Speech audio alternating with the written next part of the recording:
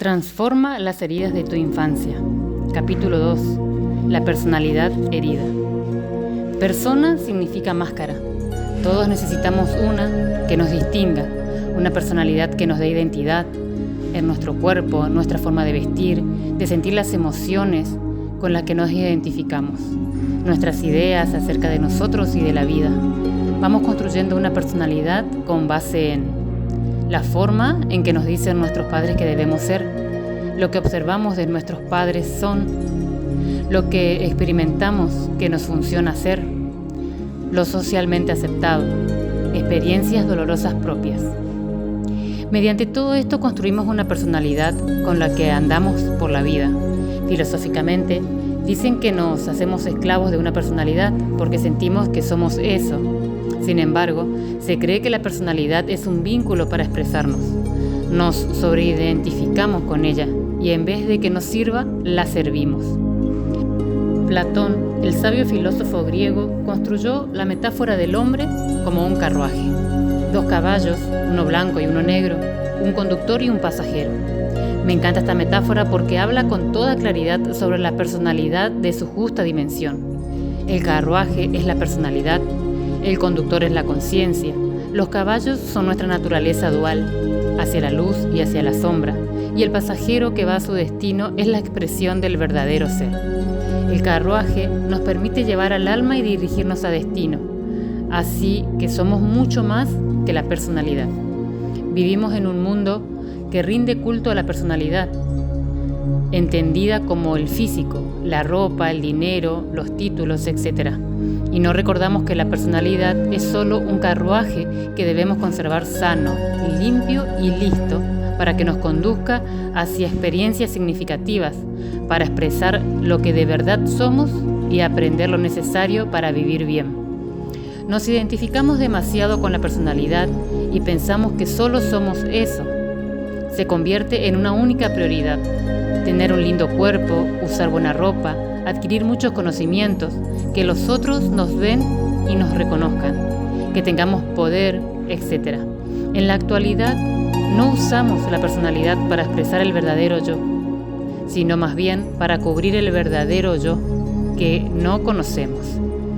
Cuando vivimos dolores en la infancia, se forma una personalidad acarozada para protegernos del dolor de la infancia o de etapas conflictivas de la vida. La personalidad cambia todo el tiempo, así que puede ser moldeada y esculpida para nuestra conciencia.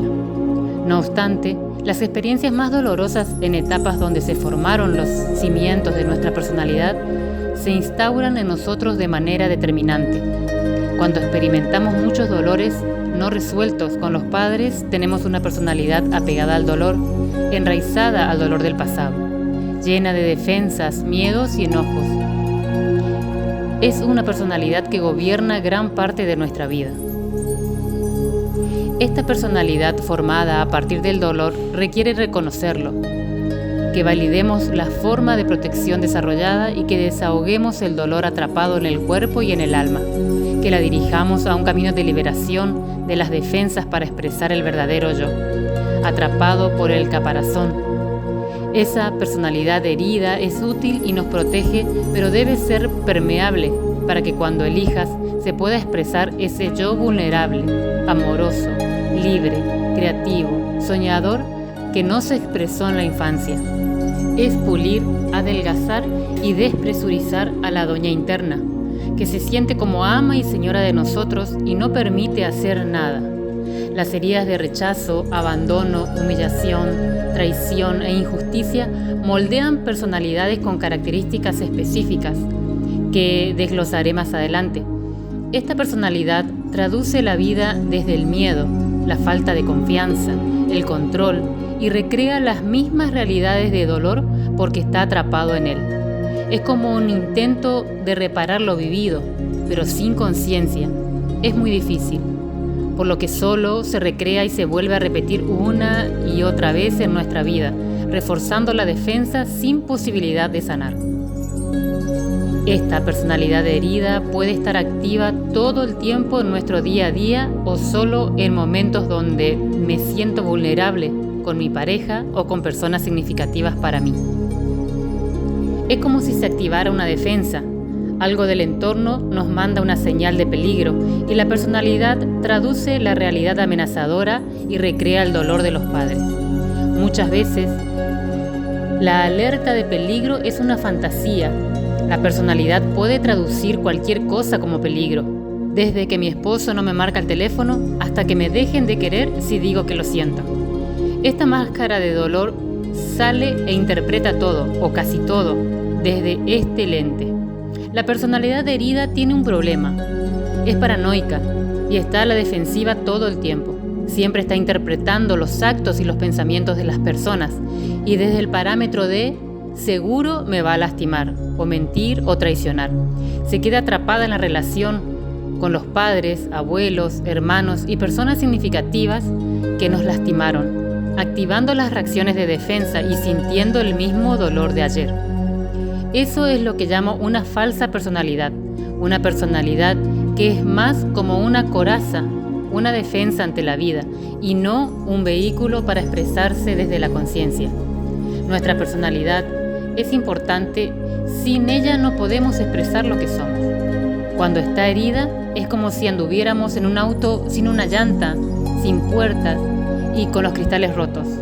Esa personalidad no nos permite avanzar, está lastimada y además sus cristales quebrados no nos permiten ver las cosas como son. Siempre nos hacen ver una grieta donde no la hay. Los momentos en los que nos subimos en un auto imaginario casi siempre son con las personas que más miedo tenemos de que nos lastimen. Entonces nos sentimos más necesitados y su amor, aceptación y valoración nos recuerdan a nuestros padres, a nuestra infancia.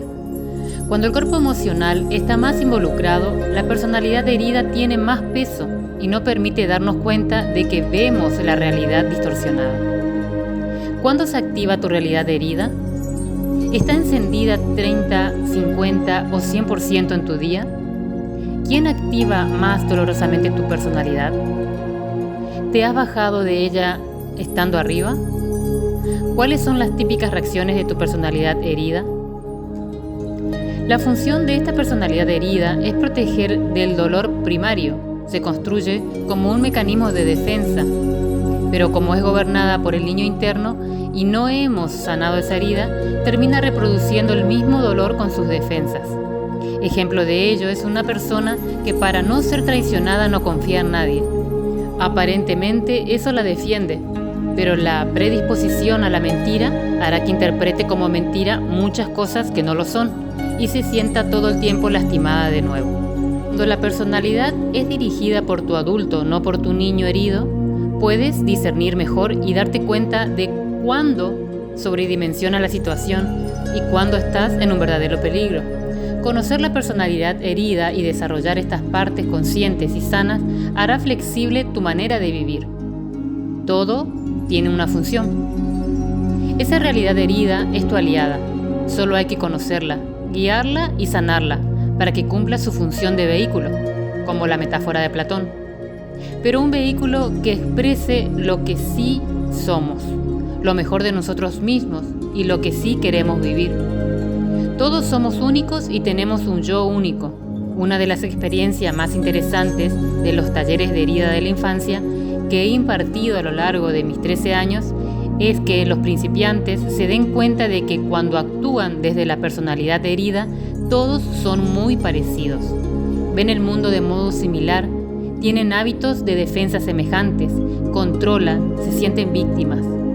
Es como si estuvieran actuando el mismo guión.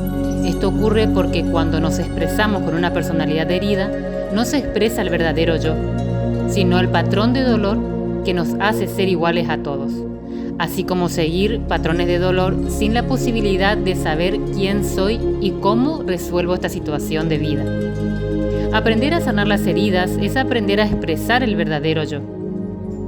Ese mejor parte de ti que cuando se expresa te hace auténtico y libre, que a veces está tan oculta en la rígida personalidad herida que no encontramos y necesitamos profundamente.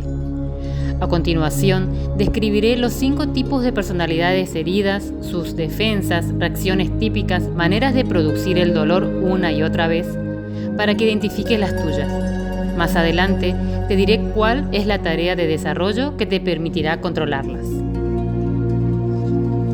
Capítulo 3. Rechazo. Desde que un ser está en el vientre materno, recibe información del medio, de las emociones y de los sentimientos que su madre le transmite, y de lo que pasa fuera del vientre de la madre. Desde ese momento construimos nuestra relación con la vida, y en los niveles físicos y emocionales se forma nuestra personalidad.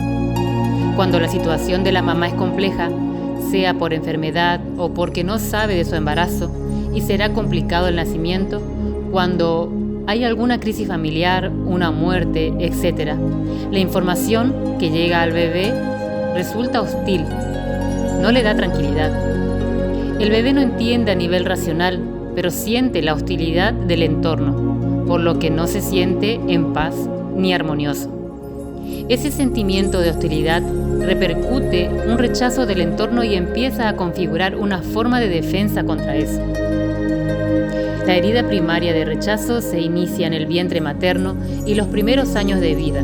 Comienza con ese sentimiento de hostilidad y rechazo. Un bebé que nace en un ambiente triste y caótico lo siente y lo respira. El nivel de la percepción de un bebé es muy alto. Cuando sentimos que algo nos molesta y hace sentir incómodo, la reacción inmediata es rechazarlo. Por ejemplo, cuando tienes una piedra en el zapato, rechazas el objeto y lo eliminas. Esa es la reacción del niño que percibe un entorno no amoroso y confortable. Sentirá repudio por eso y lo manifestará a nivel instintivo, ya sea enfermándose, llorando o por medio de sus órganos de contacto como la piel. Nada pasa a nivel racional. En esa etapa todo se expresa a nivel biológico. Esa reacción de rechazo se configura en él y si continúa mucho tiempo determinará la forma en que el niño se relacionará con su entorno, conformado por padres, familia, espacio, etc. Cuando nacemos en este mundo, somos tan vulnerables y receptivos que es imposible no sentir cierta hostilidad en todo lo nuevo del entorno, desde la respiración hasta cómo nos adaptamos a la nueva vida fuera del vientre de mamá. Este cambio es un proceso de crisis, pero el vínculo y el afecto de la madre nos hace sentir que todo está bien en esta nueva realidad. La madre nos introduce al mundo y con su presencia y protección nos dice: no hay nada que temer, yo estoy contigo. Ese primer rechazo del mundo va desapareciendo, te relacionas con él encontrando poco a poco tu lugar. Muchos niños que vivieron procesos difíciles en el vientre de mamá, no ser deseados, muerte de personas significativas para la madre, enfermedades de ella, conflictos en su entorno, etc. Reciben todo eso como falta de aceptación y cuando nace presentan enfermedades, problemas respiratorios, asma, problemas en la piel, alergia, lloran mucho porque no se adaptan. Todas esas formas de manifestar el rechazo a la vida que se empieza a desarrollar. Las personas que viven esta experiencia desarrollan fobia por el entorno o por el contacto, sobre todo cuando sus padres no cambian su percepción del mundo. Todos podemos sentir rechazo por una realidad y después cambiarla, hasta reconciliarnos con ella. El problema es cuando los guías primordiales, que son los padres, no ayudan a reconciliarse con el entorno. Esto se convierte en una personalidad que expresa rechazo a todo. Los padres que tienen la herida del rechazo sostienen una relación semejante con el mundo, con la intimidad, consigo mismos. Por eso no transmiten un afán de reconciliación del que carecen. Cuando un padre se rechaza y tiene un hijo, puede transmitir ese rechazo sin ser muy consciente de ello. No podemos negar lo que somos, y menos con nuestros hijos. Cuando se alimentan de lo que somos física, emocional y mentalmente, heredamos la manera en que nuestros formadores ven el mundo y se ven ellos. El rechazo se percibe del progenitor del mismo sexo. El padre del mismo sexo nos enseña cómo ser hombre o mujer. A partir de su ejemplo y de su modo de vivir, entendemos cómo es el género que nos tocó. Cuando un padre o una madre tiene la herida del rechazo, suelen ser padres instalados en su propio mundo, ausentes o aislados. Expresan un rechazo de su forma de verse como hombre o mujer. Tienen poca capacidad para manifestarse con poder en lo que hacen. Ese rechazo de ellos como capaces y poderosos hace que el hijo, de manera inconsciente, se alíe con ellos y lo rechace completamente. Y con esto reproduce una forma de rechazo a lo que soy o lo que ellos son. Cuando nacemos en una familia donde ambos padres o alguno de ellos o todo el sistema es de rechazo, hay dos características. Son padres ausentes, ensimismados en su mundo propio, sobreprotectores, otra de las maneras de transmitir rechazo al entorno. Un padre sobreprotector desarrolla y enseña a su hijo una forma de miedo, ya que será incapaz de desarrollar sus propias fuerzas para salir al mundo. Esas fuerzas no se desarrollan porque el padre o la madre las crea para ellos. Es otra forma de enseñar rechazo por el entorno, al cual temerá, pues se siente sin recursos. Una madre o un padre sobreprotector encubre algo. He observado que posiblemente en un sentimiento de rechazo al hijo, por eso los compensa sobreprotegiéndolo. Todo lo disminuido o aumentado tiene un trasfondo. Damos de más por alguna razón compensatoria. El verdadero amor nunca es excesivo. Una madre ama a su hijo cuando confía en su fuerza, lo acompaña, pero le permite volar. Cuando damos de más, cubrimos algo. Lo que el niño percibe es el mensaje de fondo. Pongamos un ejemplo. Christian es un niño prematuro. Tiene solo 7 meses de gestación. Estuvo en incubadora, tuvo problemas para respirar y su mamá le dedicó cuidados especiales. Ella se relacionó con su hijo desde ese miedo de que algo le pasara. Y desde esa visión de él como niño frágil, Christian creció. Su mamá seguía haciendo las cosas que él ya podía y debía hacer solo, negándole la oportunidad de desarrollar su propia capacidad.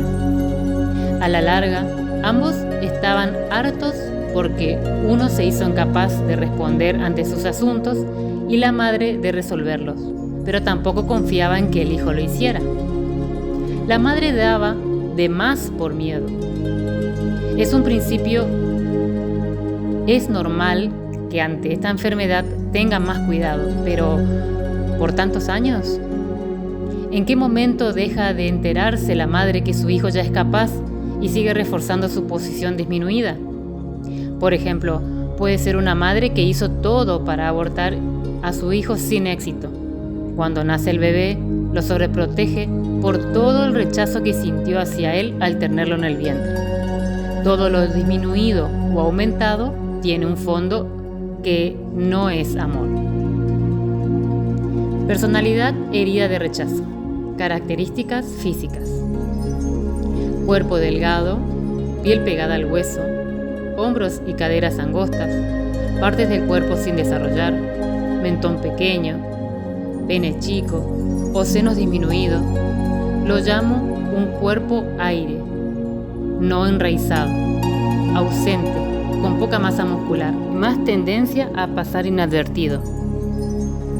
Tiene tendencia a las enfermedades de contacto con el exterior, como son vías respiratorias, piel o sistema digestivo, como rechazo a la comida.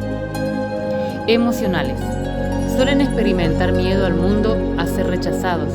Se sienten incapaces de enfrentar la vida.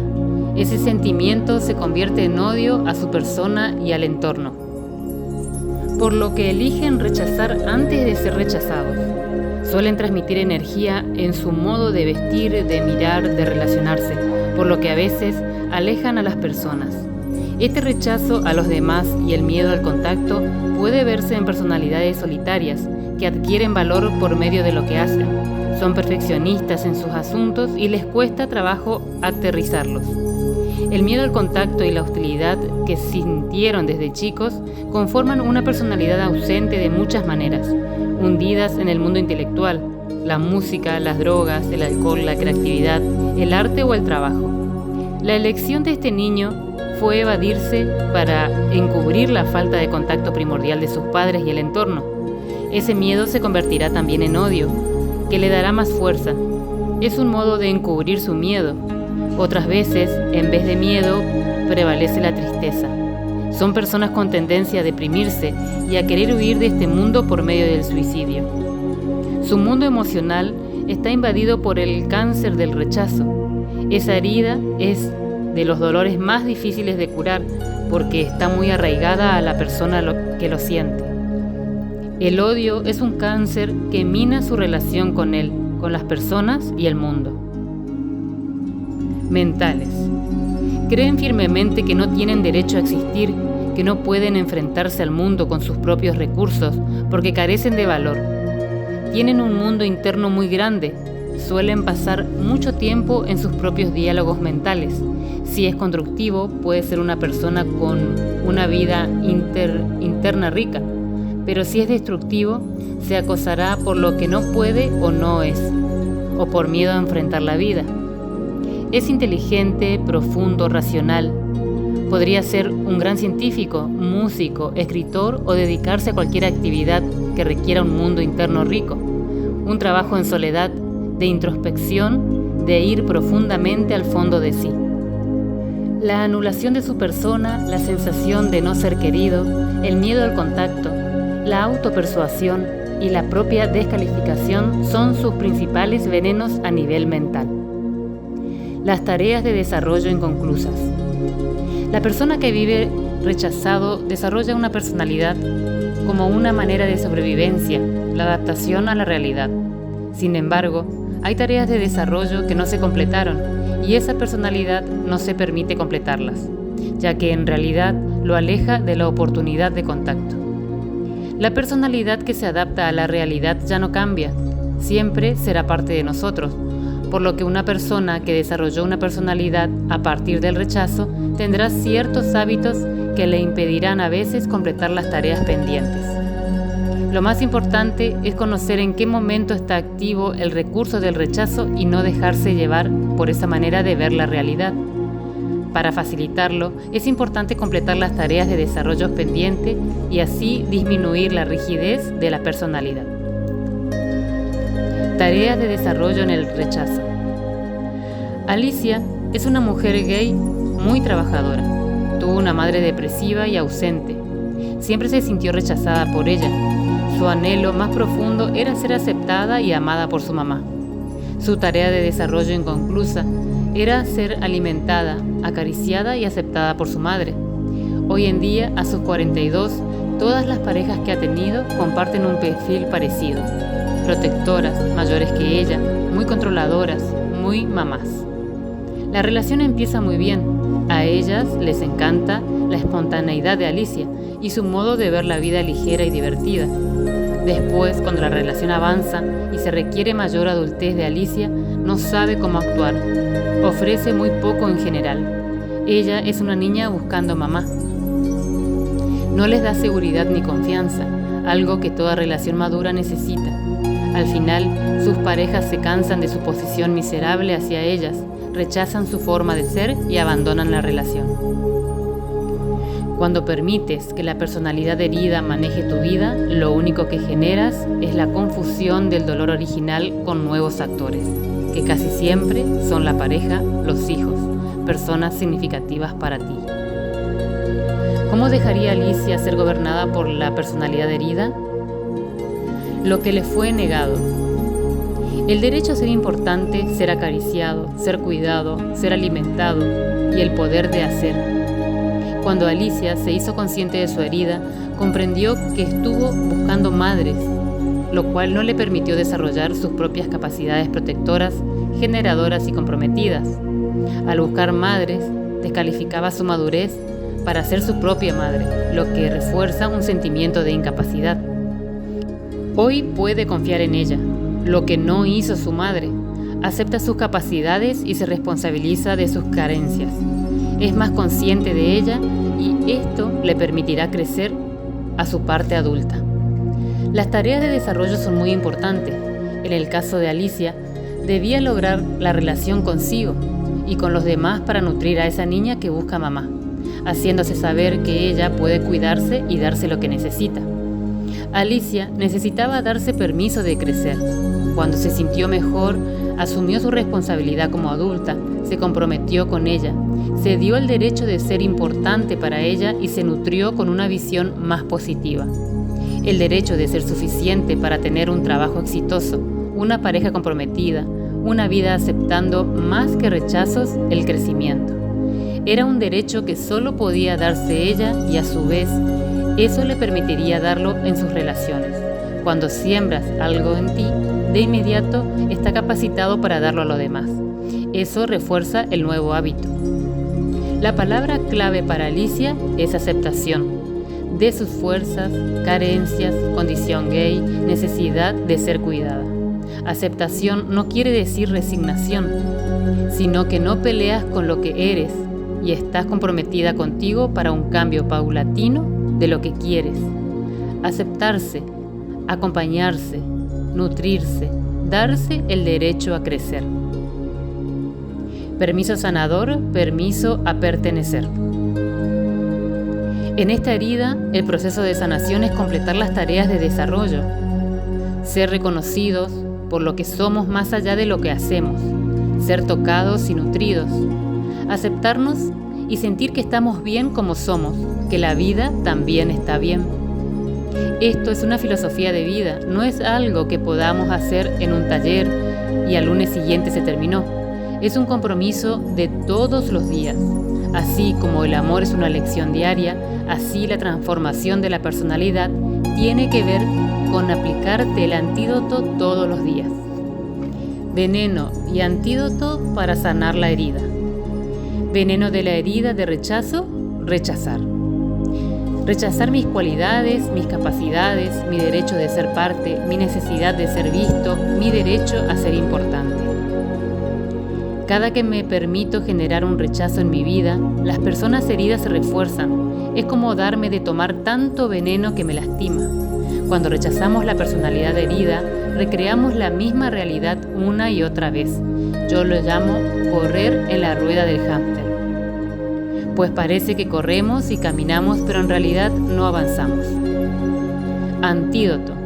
Cada que hago un compromiso conmigo para confiar en mi capacidad, nutrirme en lo físico y emocional, aceptarme como soy y respetarme, manifestar mis ideas y validarlas, darme el derecho de existir, escucharme y respetarme.